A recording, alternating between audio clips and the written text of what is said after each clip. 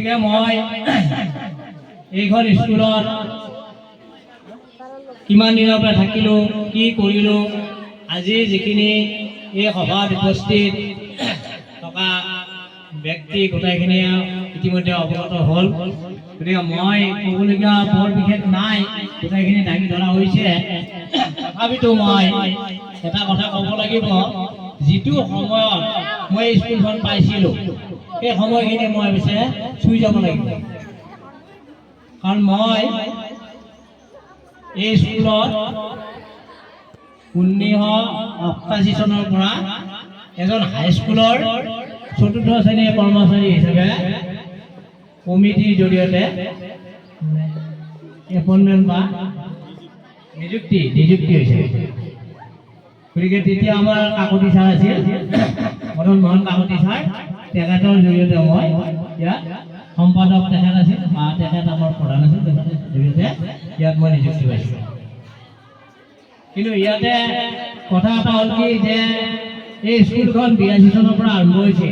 মূল যে আঁতৰ নহয় বা বেদ খাটাৰ পৰা এই গজিন চহৰীয়াৰ দেউতাক ৰাধা বুলি কয়, তেখেতৰ ঘৰৰ পৰা ঘৰনা পৰ্যন্ত এই কাম কাজবিলাকত আমি মানে গাঁৱৰ এটা পৰিৱেশ বা গাঁৱৰ পৰিয়াল হিচাপে স্কুলখনৰ হিতাকাংক্ষী হিচাপে কিছু সহায় কৰিছোঁ। বিষয়ববীয়াসকলৰ ঘৰে ঘৰে গৈছিলোঁ। বিষয়ববীয়াসকলৰ বিশেষ বিষয়ববীয়া আছিল আমাৰ 1 নম্বৰতে চণ্ডী চলিহা দেৱ, তেখেত সভাপতি আছিল, প্ৰাক্তন সম্পৰ্ক সভাপতি। তাৰে পিছত আমাৰ LS আছিল, আমাৰ এই বিষ্ণুপুৰ নিবাসী আৰু মনোমতী বাইদেউ আমাৰ টিচাৰ সমাজখনৰ মই সভাপতিৰ দায়িত্বত আছোঁ।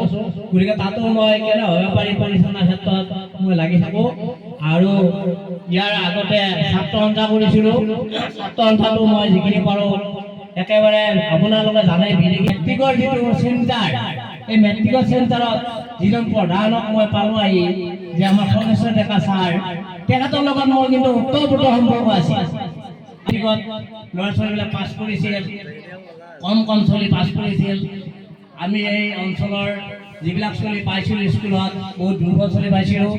কিন্তু এতিয়া আমাৰ অভিভাৱকবিলাক সচেতন হৈছে, বহুত ভাল ল'ৰা ছোৱালী আহিছে, তেওঁলোকক মৰমো লাগে। মানুহ ব্যস্ত, ঘৰৰ ব্যস্ত, আৰু লগতে স্কুলৰ যিহেতু মই 4th গেটৰ দায়িত্ববিলাক কৰি গ'ল। গতিকে এইখিনি মই কৰালোঁ। আমাৰ এখেত আছে, এখেতে আমাৰ ছাত্ৰ সন্থাৰ বৰ্তমান বিষয়ববীয়া নাই যদিও আগতে আছিল, তেখেতসকলে জানে। আৰু এখেতৰ এজন ককাইদেউ আছিল, মই কেতিয়াবা একে গ'লে এখেতে তাৰমানে যায় মোক চাপৰ মাৰি দিয়ে। স্কুলখনৰ এটা মায়া মমতা আছে, স্কুলখনে যাতে ভৱিষ্যত উজ্জ্বল কামনা কৰে, আৰু ল'ৰা ছোৱালীবিলাকে যিমানে নাম কৰে সিমানে মোৰ আত্মাই শান্তি পাব। মই শেষত এটা কথা কৈছোঁ, এই স্কুলৰ ল'ৰা ছোৱালীবিলাকে